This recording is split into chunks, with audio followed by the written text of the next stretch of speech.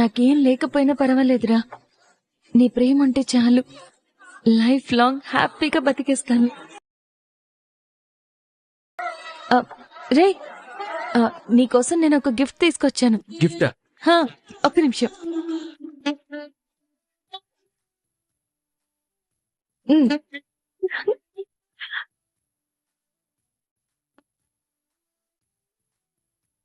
హే,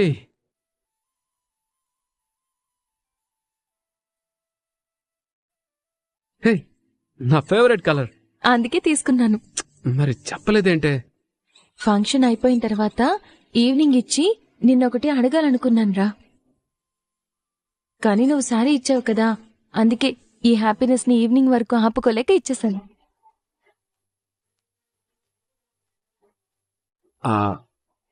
evening ఏదో అడగాలని అనుకున్నాను. ఏంటది? మన పెళ్లి 4 గోడల మధ్య జరిగింది. అది కూడా మనకి ఇష్టం లేకుండా జరిగింది. ఇప్పుడు మన మనసులు కలిసిపోయాయి, మన కుటుంబాలు కలిసిపోయాయి. అందుకే మన 2 కుటుంబాల సమక్షంలో మళ్ళీ పెళ్లి. మన వాళ్ళందరూ అక్షంతలు వేసి ఆశీర్వదిస్తుంటే ఆ ఆనందంలో నీతో మళ్ళీ తాళి కట్టించుకోవాలని ఉందిరా. అమ్మో, ఒకసారి తాళి కట్టించుకున్నందుకే చచ్చిపోతున్నాను. మళ్ళీ తాళంటే నా వల్ల కాదు. సచ్చినోడా నిన్ను. అరే,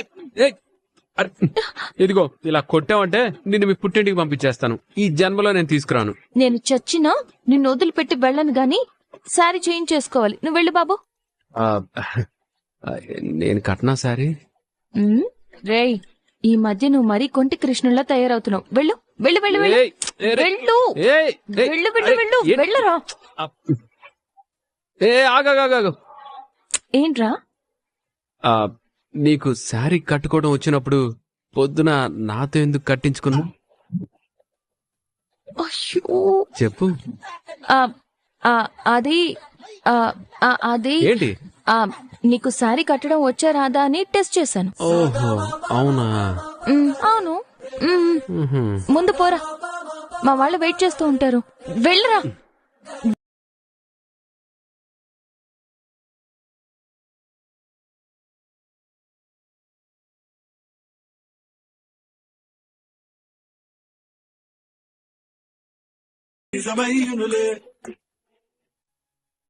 ఏయ్, త్వరగా రండి.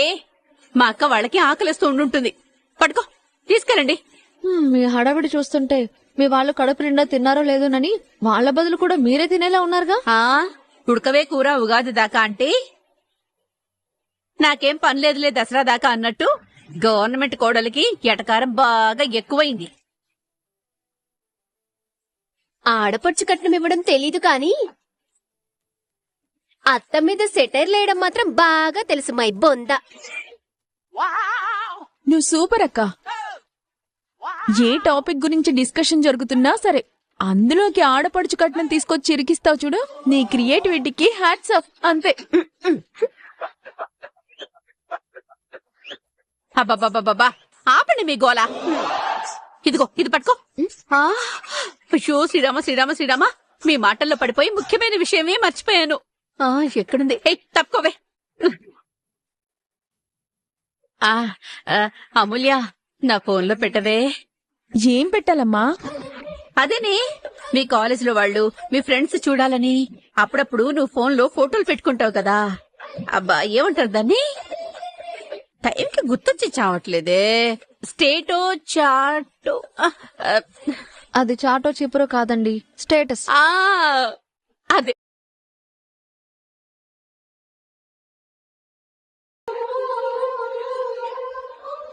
ఏ ఫొటోస్ పెట్టాలమ్మా? వెనకటికి నీలాంటి మతి మరుపున్నమ్మా కళ్ళు మూసుకొని నిద్రపోవడం మర్చిపోయిందంట. ఏ ఫోటోలను అడుగుతామంటే బుర్ర లేకుండా. ఇందాక మన 2 కుటుంబాలు కలిసి ఫోటోలు దిగాం కదా, ఆ ఫోటోలు అవి పెట్టు. ఆ ఫోటోలు స్టేటస్ గా ఎందుకత్తా? అయ్యో బాబోయ్, ఎందుకని అంత అమాయకంగా అడుగుతావేంటే? 25 ఏళ్ల తర్వాత మా అక్క, మా అన్నయ్య, మా పుట్టింటి వాళ్ళు మన ఇంటికొచ్చిన విషయం, మన 2 కుటుంబాలు కలిసిపోయిన విషయం ఊరందరికీ తెలియాలి కదా. అలా తెలియాలంటే ఊళ్ళో ఉన్న ఆ? అదేం మిలికే? ఏం లేదత్తా, మన ఫోన్లో సేవ్ చేసుకున్న నెంబర్ వాళ్ళు మాత్రమే మనం పెట్టిన స్టేటస్లు చూస్తారు. అందరూ చూడటానికి కుదరదు. ఓహో, అయ్యయ్యో, ఈ స్టేటస్ వెనుక ఇంత తతంగా ఉందా? నేనింకా ఫోన్లో ఫోటోలు పెట్టేగానే అందరూ చూసేస్తారు అనుకున్నాను. అయినా నా ఫోన్లో మన ఇంట్లో వాళ్ళ ఫోన్ నెంబర్లు తప్ప ఇంకెవరివి లేవు కదా. ఇక నేను స్టేటస్లు పెట్టుకొని ఏం ప్రయోజనం అంటా నా బొందా? ఫీల్ అవ్వకండి, ఫోటోలన్నీ ఊరంతా ఫ్లెక్సీ లేపిద్దాం. హ్మ్? సరేనా?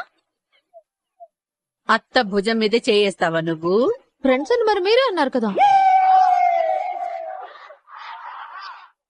ఫ్రెండ్స్ అంటే ఫ్రెండ్స్ లాగా మాట్లాడుకుందామని, అంతేగాని అత్తనే భయం గాని భక్తి గాని లేకుండా భుజం మీద కాళ్ళు చేతులు వెయ్యమని కాదు.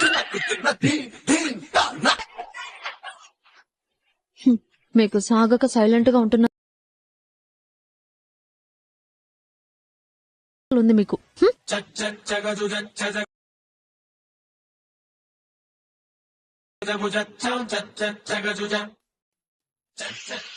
మా వాళ్ళని వెళ్ళి నువ్వు ఈ అత్త పవరేంటో పొగరేంటో చూపిస్తాను. ఫస్ట్ మీ చేతి వంట మహిమని మీ వాళ్ళ చూపిద్దరు, పదండి. నిన్ను లేట్ అవుతుంది, పదండి.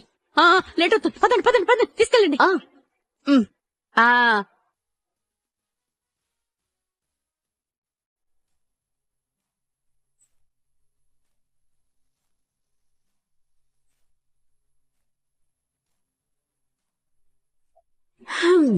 పాపం రెండు కుటుంబాలు కలిసిపోయిన విషయం ఊరంతా తెలియాలని తెగ ఉవ్విళ్ళూరుతున్నారు. ఉవ్విళ్ళు.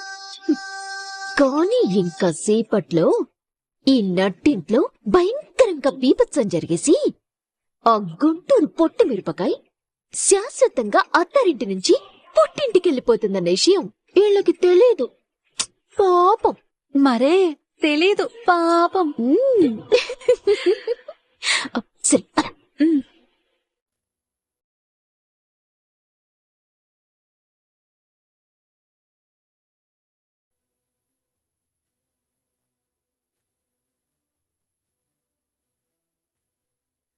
అట మౌనవ్రతానికి వచ్చినట్టుగా ఉండకపోతే కనీసం బంతికి ముందైనా మాట మంతి కలుపుకోవచ్చు కదా. బాగుండదు కదా అని. సరే సరే, మీ ఇష్టం.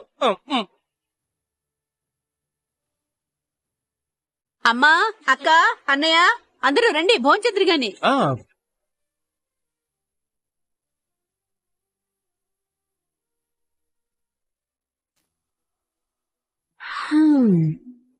ఏంటి, నిజంగానే మీరు మీ చెల్లి కుటుంబంతో కలిసిపోయినట్టు, కలిసి ఫోన్ చేయడానికి వచ్చినట్టు హ్యాపీగా నుంచరండి.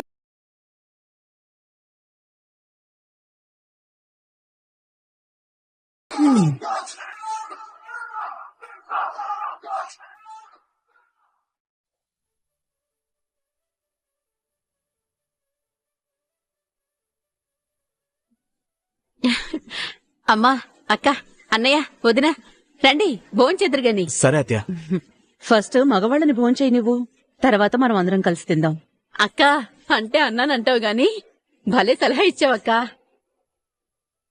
ఈ మగాళ్లతో కలిసి భోజనానికి కూర్చుంటే తినడానికి తప్ప మాట్లాడడానికి నోరు తెరవలేవు.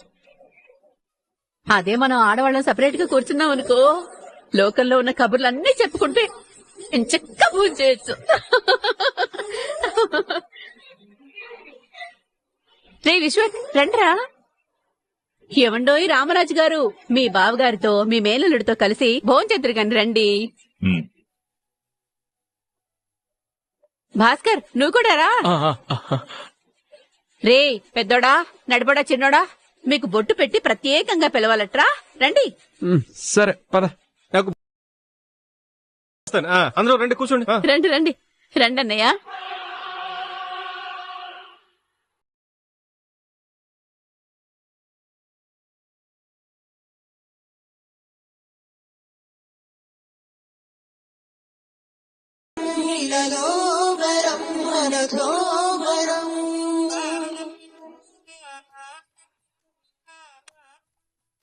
అత్త,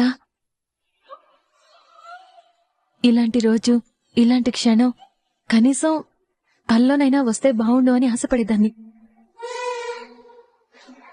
నా ఆశ నిజమయ్యి కళ్ళారా చూస్తుండేసరికి ఆనందంతో కన్నీళ్ళొచ్చేస్తున్నాయి.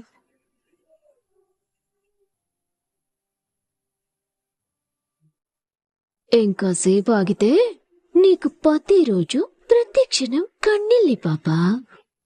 ఆ, అత్త, నాన్న,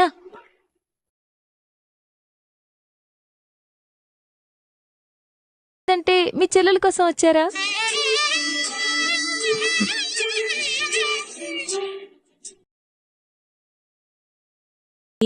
నేనంటే ప్రాణం.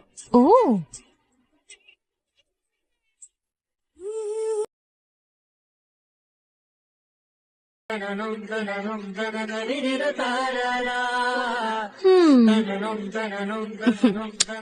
అంటే అన్నానంటావు గాని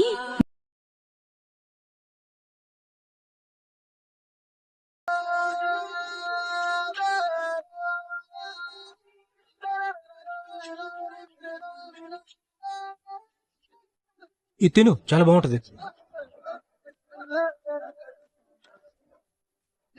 ప్రేమ, మన వాళ్ళు భోంచేస్తూ ఉంటారు. ఈలోపు నీ రూమ్ చూపిద్దువు గాని పద. అలాగే అత్త, పద.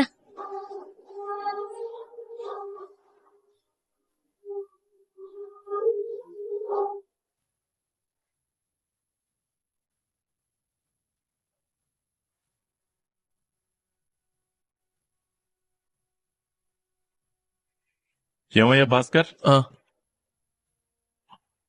ఏం వర్క్ చేస్తుంటావు నువ్వు?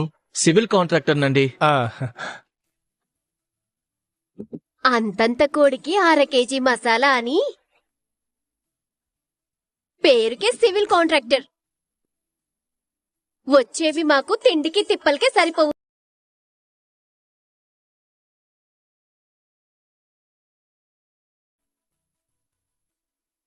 లేదులేండి, కాస్త బాగానే వస్తున్నాయి. బాగుంది. కూతురికేం కానీ కొడుకుల్నే ఎందుకు పనికిరాని కూలీలలాగా తయారు చేశాడు.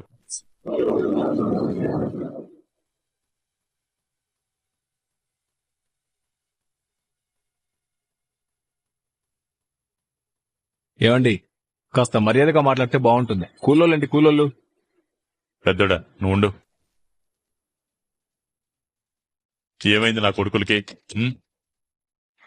నా 3 కొడుకులు డిగ్రీ చదివారు. ఎవరికి నచ్చిన వృత్తిలో వాళ్ళు ఉన్నారు.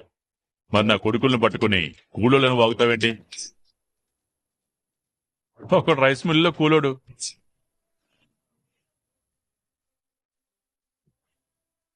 ఇంకొకడు కారు తోలుకుంటున్నాడు,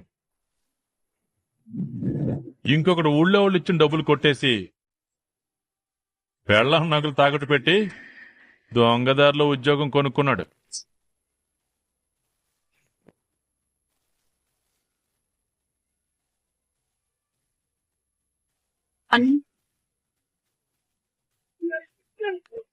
హలో, మీరు వచ్చిన పని చూసుకుని వెళ్ళండి. మధ్యలో నా సంగతి ఎందుకు మాట్లాడుతున్నారు? సాగర్, నువ్వుండు. నా కొడుకులకి ఏం తక్కువ అని మీ నాన్న ఛాతీ విరుచుకుని గర్వంగా చెప్తుంటే అంత గర్వపడే స్థాయిలో ఏ కొడుకు లేడని చెప్తున్నా. చూడు బిజ్జాల మావయ్య, మనిషి మాట లిమిట్స్ దాటితే ఆరోగ్యానికి అంత మంచిది కాదు. అందుకని వచ్చామా, తిన్నామా, వెళ్లిపోయామా అన్నట్టుగా వచ్చిన పని చూసుకొని ఎంత సైలెంట్ గా వెళ్లిపోతే అంత మంచిది. కారు కొనుక్కోడానికి గతి లేకపోయినోడివి.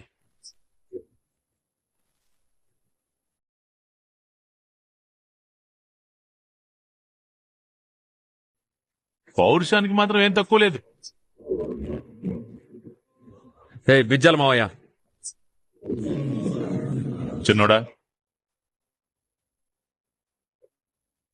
సేనా బుద్ధుందా? అందరూ సంతోషంగా ఉన్న ఈ సమయంలో ఎందుకురా పనికి మాల మాటలన్నీ మాట్లాడుతున్నావు? ఇందులో పనికిమాల మాటలు ఏమున్నాయమ్మా? నేను మాట్లాడిన మాటలన్నీ నిజమే కదా. నా కూతురు నేను చూసిన వాడిని చేసుకుంటే అమెరికాలో మహారాణిలా ఉండేది.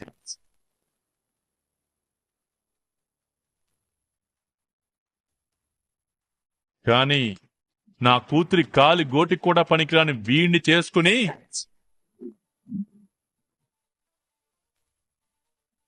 డ్రైవర్ భారీగా మిగిలిపోయింది.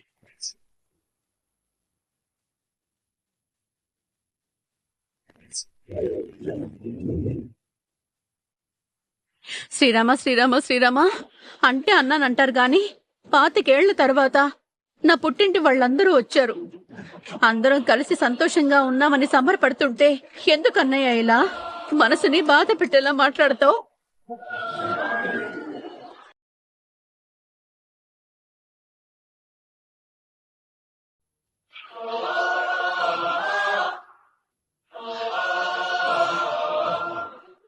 అవునత్తా, ధీరజ్ నన్ను కళ్ళల్లో పెట్టుకుని చూసుకుంటున్నాడు. మనింట్లో యువరాణ్లా ఉండేదానివి ఇంత చిన్న రూంలో ఎలా ఉంటున్నావే? రూమ్ ఇరుకుగా ఉండొచ్చత్తా, కాని ఆకాశమంత విశాలమైన ధీరజ్ ప్రేముంది. మన ఇంట్లో నేను యువరాణిలా ఉంటే ధీరజ్ మనసులో నేను మహారాణిలా ఉన్నాను. ధీరజ్ ప్రేమ కంటే విలువైంది, గొప్పది ఈ లోకంలో నాకు మరొకటి లేదత్తా.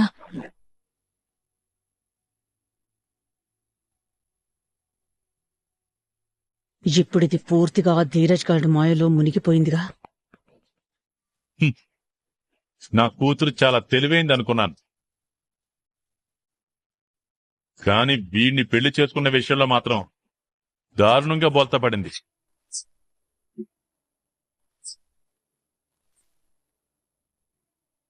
ఏంటి నాన్న మీరు ప్రశాంతంగా భోజనం చేయకుండా ఎందుకు అయిపోయిన విషయాల్ని అనవసరంగా మాట్లాడుతున్నారు?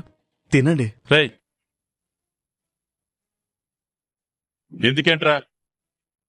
నీ చెల్లెలు వీడిని ప్రేమించిందంటే, వీడిని పెళ్లి చేసుకుందంటే నేను ఇప్పటికీ నమ్మలేకపోతున్నాను. నాన్న,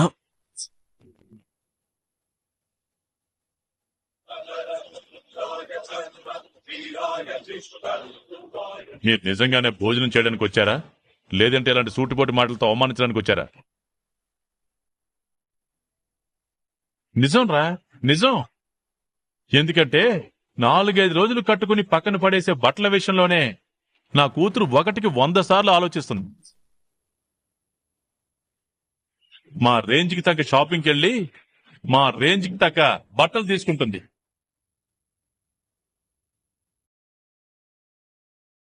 తూచి ఆలోచించే నా కూతురు కట్టుకునేవాడి విషయంలో 100 ఏళ్లు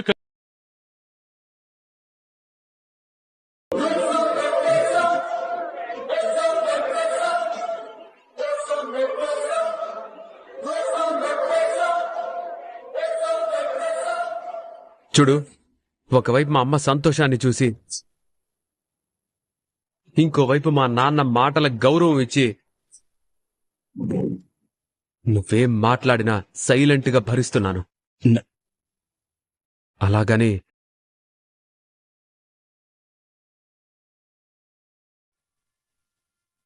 గీత దాటి మాటలు జారావు, అంతటితో ఆగితే నీకే మంచిది.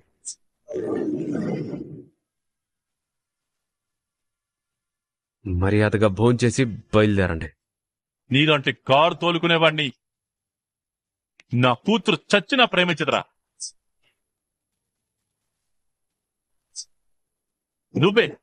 నువ్వే ఏదో చేసావురా నా కూతురు.